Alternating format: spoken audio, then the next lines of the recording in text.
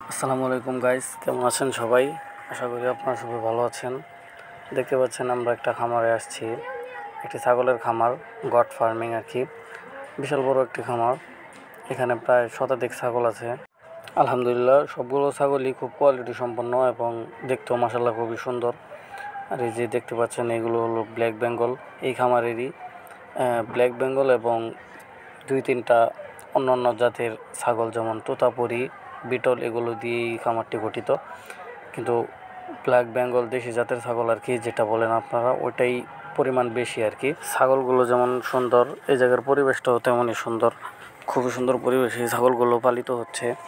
সম্পূর্ণ প্রাকৃতিক পদ্ধতিতে ছেড়ে ছাগলগুলো পালন করা হয় এবং ছাগলের খুবই সুন্দর পরিচর্যা করা হয়।